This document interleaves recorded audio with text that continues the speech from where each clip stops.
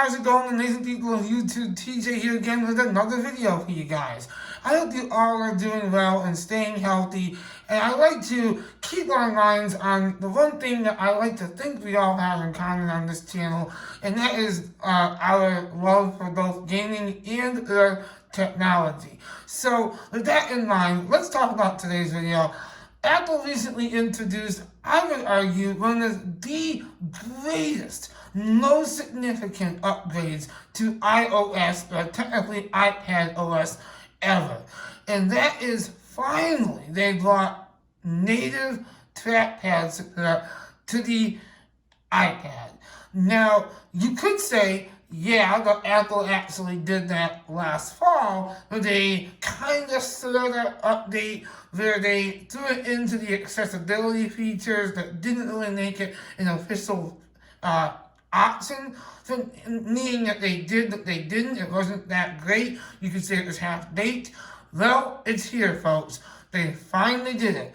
They gave us just a full native UI for using a trackpad, and by trackpad meaning you can use any Bluetooth mouse, any Magic mouse, I guess it's a Bluetooth mouse, you guys get what I mean. You can use the, what do they call it, the Magic trackpad,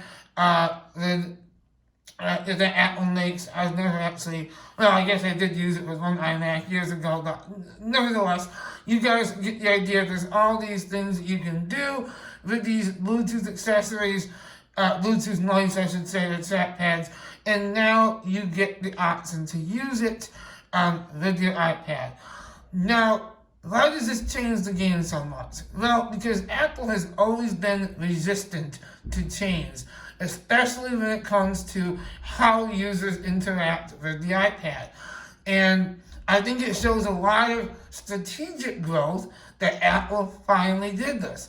And I think they probably did this under pressure from their customers because people kept saying, come on, Apple, it doesn't make sense to only give us the option to use to use our fingers instead of not being able to use a mouse, for goodness sakes. And professional users who are doing creative work on this thing need a different input device than just their fingers or the Apple Pencil. So this is why Apple finally came to their senses. And I'm so glad they did. So if you can hear noise in the background, I apologize for that. I promise you my neighbors don't own elephants, they just sound like they do. But if you want to connect your Bluetooth mice trackpads to your iPad, it is dead simple. You just go into Bluetooth, obviously first, you have to do that. And then you simply connect your device to it. No big deal, super simple. Once you do that, you simply want to go back down to General once it is connected, and you'll find a new option that says Trackpad and Mouse. From there, you can adjust the tracking speed. You can decide if you want natural scrolling, and you can turn a secondary click, which obviously, of course, you want to do on, but you can also turn it off if for some reason you want to, but you can do that right there as well. So it's incredibly simple to do. And not only is it simple to do, but I suggest most people do this. If you want to be productive in any capacity on your iPad Pro, or just iPads in general, this is a great way to do it. And that was actually a question that was asked of me the other day by a friend. They said, well, is it only iPad Pros that get this? No, it's all iPads. It's just iPad OS in general get this update to use trackpad support. It's a really great thing that Apple finally did. And I believe it really changes the nature of the iPad in general, because in the past, it was really difficult for me to actually 100% say, yeah, the iPad is a computer alternative. But now I can say comfortably, it is. And I say that after using it with the Magic Mouse here, I've used it for about a couple hours now with it, and it just already feels so natural, so native to have. So definitely suggested that you guys update to 13.4 on your iPad if you hadn't already. For some reason, some people hesitate. I don't really know why, but I hear that quite a bit too. People are just like, oh, should I do that update now? Or should I wait? And I don't really laugh at those people, but I just think it's kind of funny that people ask that. You should, of course, do updates as soon as you can. For the sake of it's really good security practice as well. But it also just, why not have the latest features? But anyhow, so that's a major thing.